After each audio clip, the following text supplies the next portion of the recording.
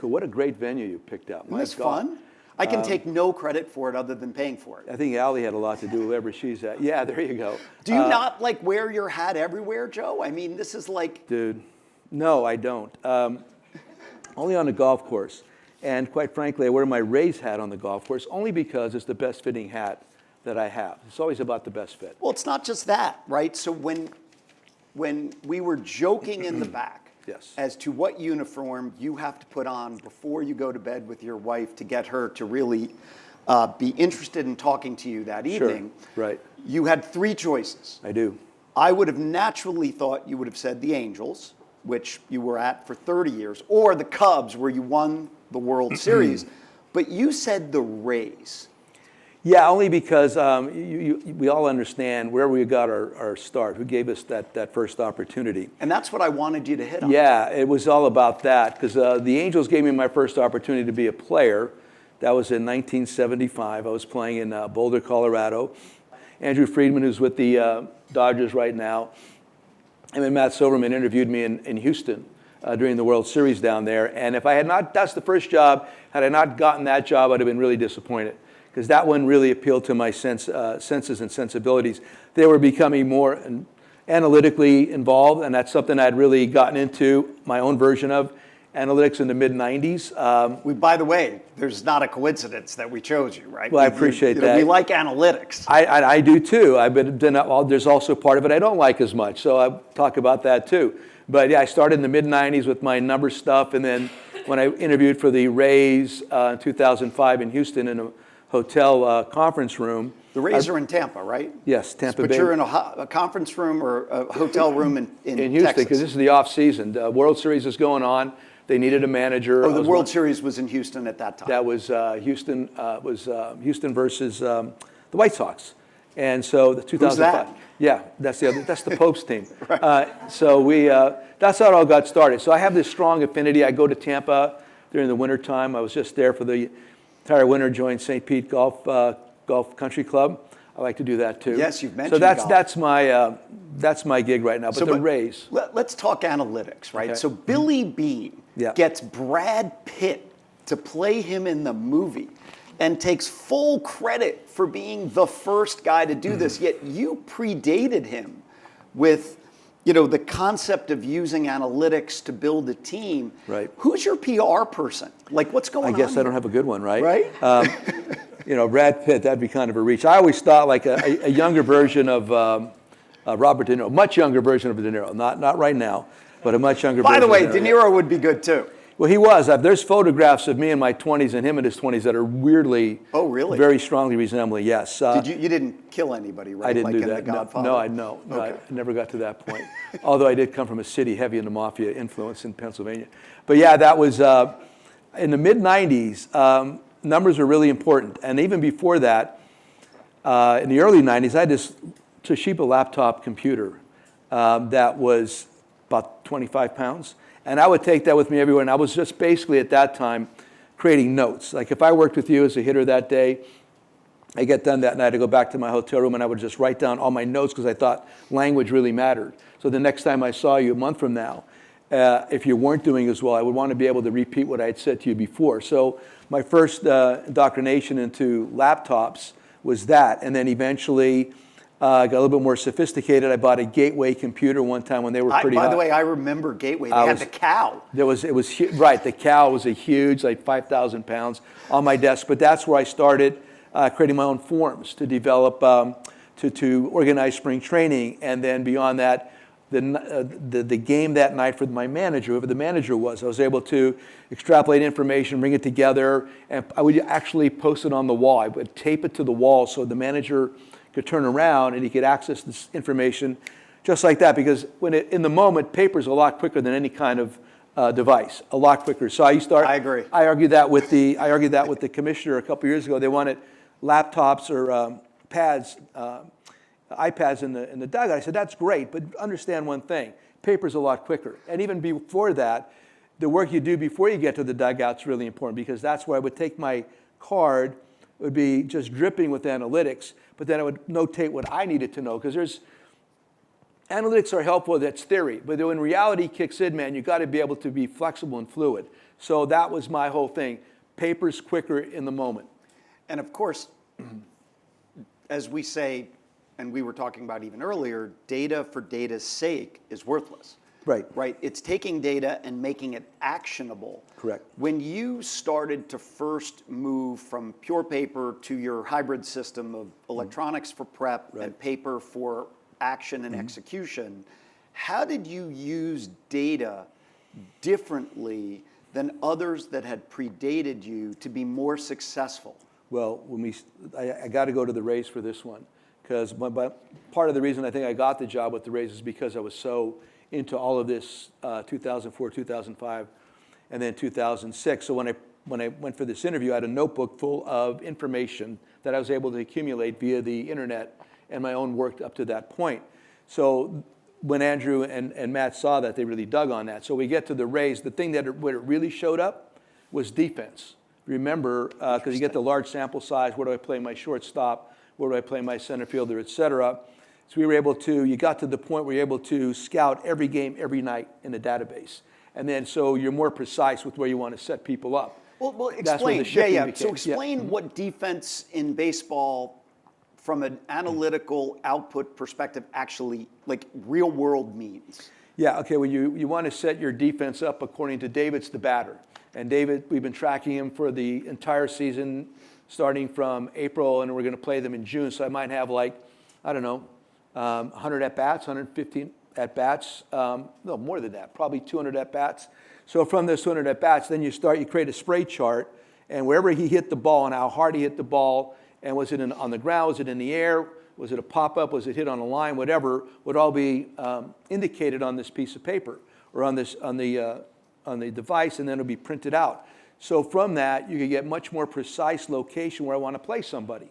The shortstop, 2 steps to his right.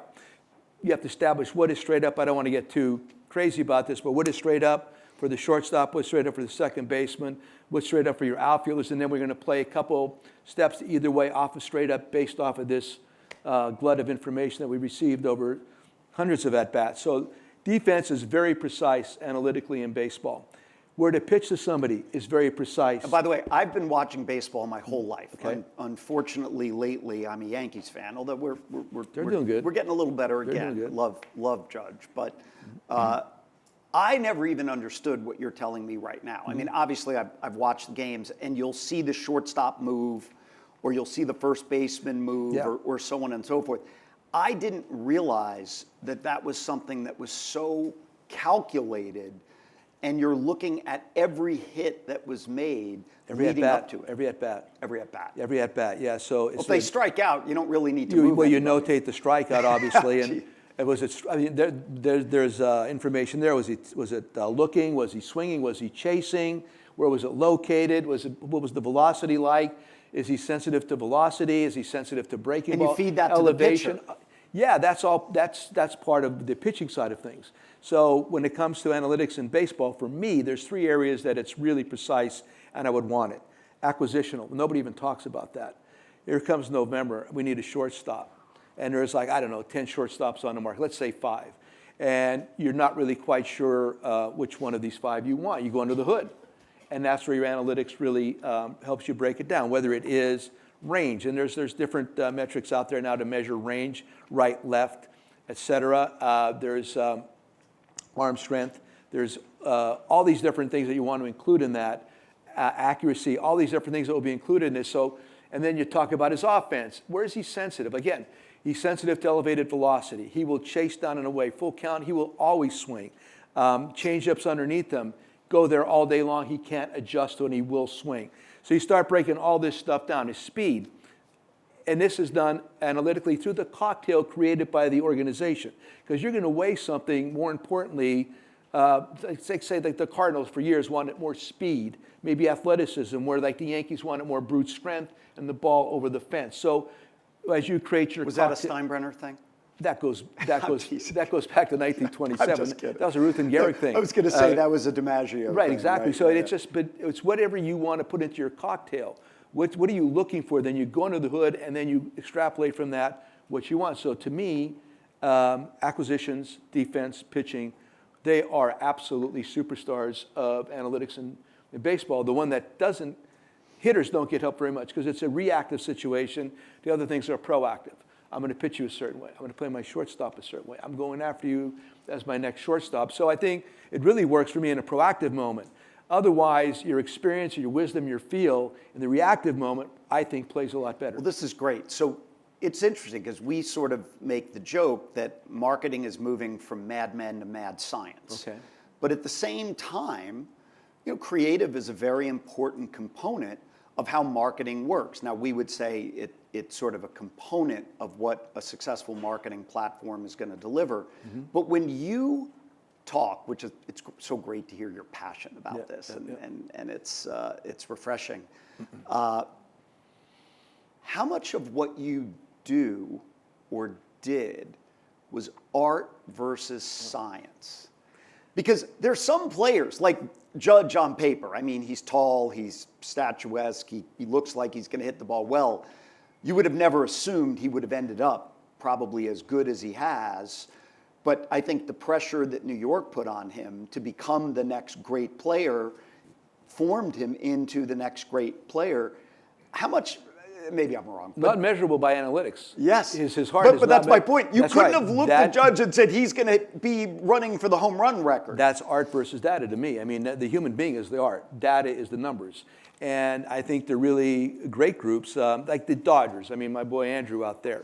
First, they got the dough. They got the money to pursue. I get that. But you look at their team and how well they're doing, you're going to see a lot of guys on that team with names you've never heard of before because their developmental system is so good. So they're a combination of the artful part of this, putting together the human being, his makeup, his desire, his work ethic, combined with these skills that are more identifiable through analytics and data, but then they bring the human being. So I actually did 9 pieces of artwork, and one of them, the linchpin to the whole thing was the Mona Lisa, and she was about data versus art, the heartbeat versus the hard numbers. Yeah, I mean, you look at the Mona Lisa, yeah, you would not think it would become the most valuable painting in history. That's right. It's shockingly small, and they put it on a shockingly large wall. So it's sort of like all by itself, and there's usually 500 or 600 people between you and it when you're trying to see it. So I've made this is my argument. This is my argument, though, when it comes I prefer Starry Nights, personally, but I'm more of a Van Gogh guy. When it comes to incorporating all this, see, the thing that I'm arguing in favor of is that we don't lose track of the heartbeat. Right. Artificial intelligence, don't lose track of the heartbeat. That's my argument against. And I think everybody easily agrees with that. Again, because in the game of baseball, like I said, there's reality, there's theory, and then there's reality. You set it up before the game, this is how we want to do it. My game plan is out here. That sheet of paper I have in my back pocket has the whole game lined up from the first inning to the ninth, potential pinch hitters, how I want to stack my bullpen guys against their hitters, how I want to react to their manager. Is he a hit and run kind of guy? Will he bunt it all? What's he going to do if I do this? All that's on that piece of paper. And that's if everything goes right. And how often... As Mike Tyson said, right? Everybody has a plan until you get punched in the face. Smacked in the face, baby. And so that's where that piece of paper blows up. So that's where I think the flexibility component has to remain as a part of this whole planning device. Yes, this is my theory. And then, man, here comes reality. And that's where experience and wisdom and instinct pop. And that's where I have had a benefit because today's world, a lot of these guys are getting their jobs without I don't think, the adequate amount of time, those 10,000 hours put in order to really understand and know what you know. A lot of people don't know what they know. No, listen. So that's the part that I argue against. I prefer the struggle. The struggle to me is the most important part of my life. How many years were you in the game before you won a World Series? I started in '76 as a player. Our first World Series was 2002 with the Angels. We won, and I was the minor league coordinator for years there. You look at that Angel team in 2002. I had most of those guys in the minor league system at some point. So almost 30 years. Yeah, and then the next one was 16. Well, I went to the World Series with the Rays in 2008. We lost to the Phillies, and then of course the thing here with the Cubs in '16. And that's the ultimate goal. I mean, every year you go to, that's what I don't hear enough of this. you watch the preseason, all the TV stuff, whatever. Very few people go out there and say, our goal is to go out and win the World Series this year. Everybody backs off that. They don't want to make that proclamation. To me, if you want it to happen, you have to say it out loud. Well, there is something to be said for, achieving lower expectations. I'm into expectations. I'm into pressure. I think those are the most attractive words that could be placed in front of you as a manager, an employee, whatever. I love those words. So let's talk. This is a great segue to achieving the impossible. Sure. Right? So you've come into a situation. You've been in the same organization now for 30 years, almost 30 years. You leave Southern California, which, in and of itself was an interesting decision. But you come to Chicago, which is an unbelievable. Went to the Rays first and then Chicago. Got it. Okay. Okay. So you went back to the Rays and then you went to Chicago. You come in here and you've got a team that hasn't won in 108 years. So one of the things I say all the time is people can't achieve what they don't see, right? So how do you take this team and help them to see that this is even possible and then achieve it in Game 7? Like, you didn't even mess around. You went all the way to the end to win this thing. How does that happen? Well, there's a lot to unpack there. Well, I've got 7 minutes and 48 seconds. We were talking about it. Unpack it for all you want. We were talking about one of my favorite authors back, Wayne Dyer. Yep. Believe it and you'll see it. That's one thing I had to sell these guys on. You have to believe it first before you're going to see it. And that is a mindset. That is a paradigm shift intellectually. Whenever you show up at the ballpark every day, I had to convince them that we have to believe this in order for this to occur and happen. After the first year, 2015, we did way better than anybody thought we could. We go to the NLCS. We lose to the Mets only because they were on fire. Great pitching staff. Danny Murphy kicked our butts, whatever. But here comes 15 into 16. Is that the year the Mets won it all? They lost to the Royals in the World Series. Got it.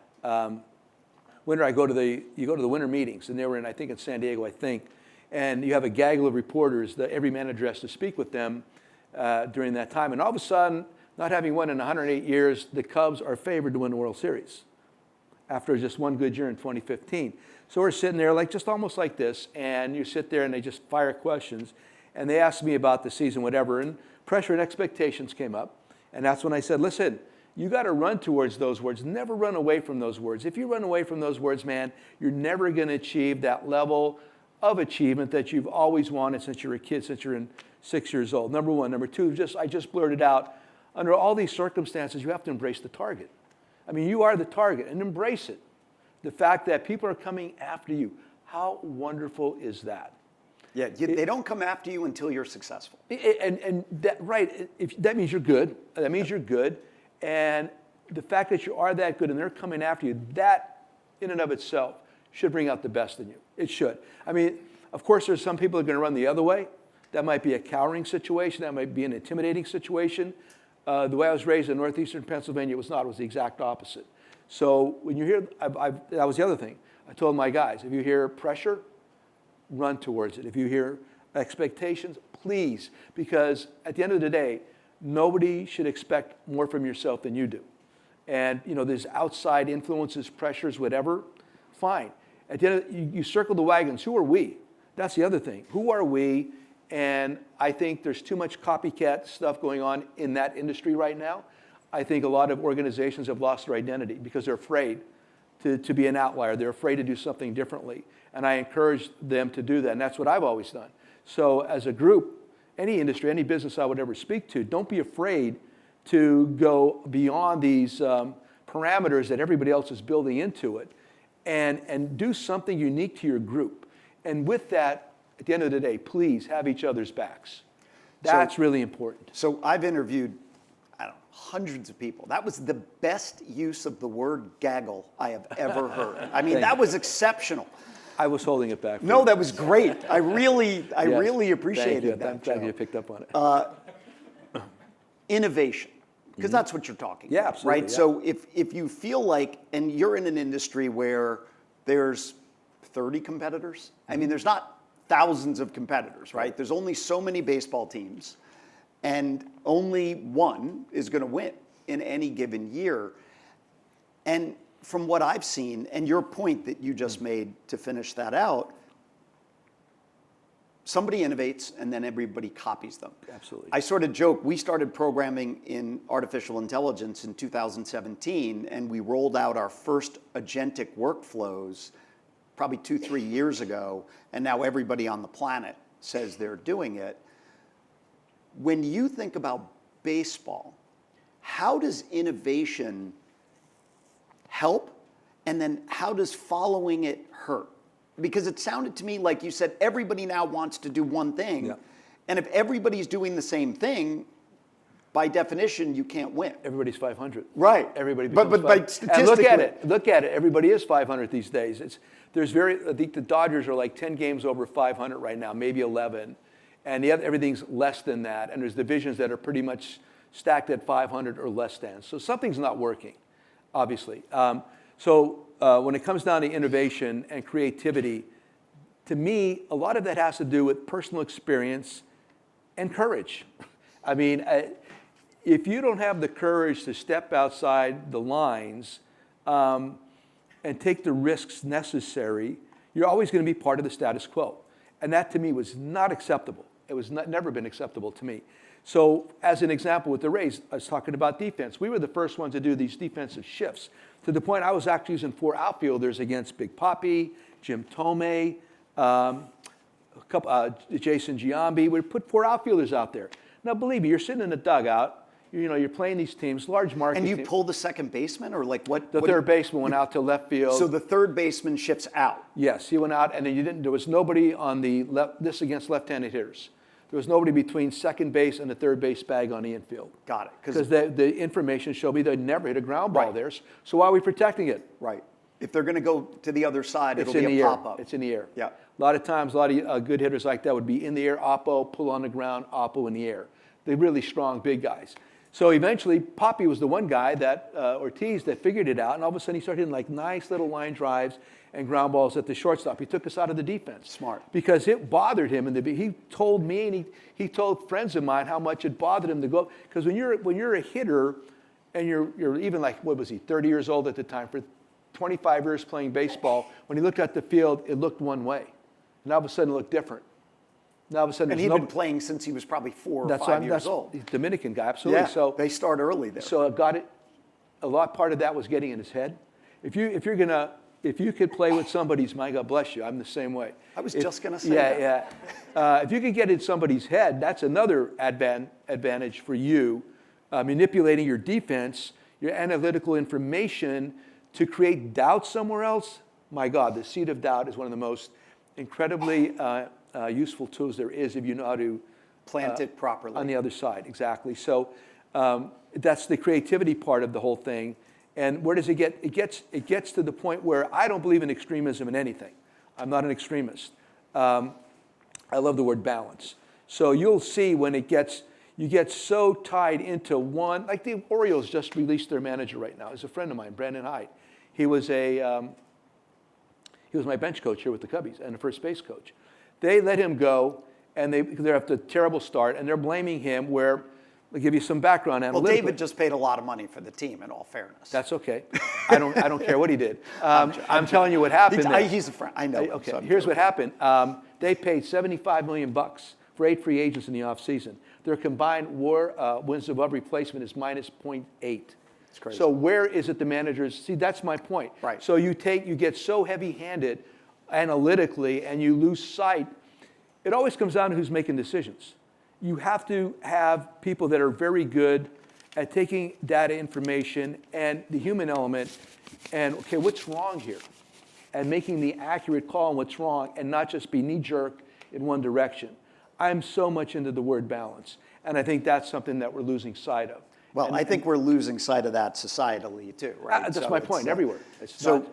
Just one courage story. In 2017, we're running Zeta Global, and I went to our board of directors, which was a bunch of private equity firms at the time, and told them we were going to go from making $50 million a year in profit to making nothing for the next 3 years, and we were going to re-architect our entire platform around data and artificial intelligence. They thought I was absolutely nuts. But we had courage as a team, and we stuck by it.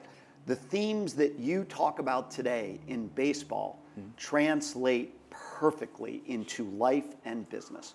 Courage, innovation, and most importantly, have fun with what you're doing. Absolutely. No Joe, doubt. thank you for coming. Thanks for having me, David. Great. Appreciate it. Thank you. Thank you. Thank you, brother. Nice job. Appreciate it. Thanks. Thank you.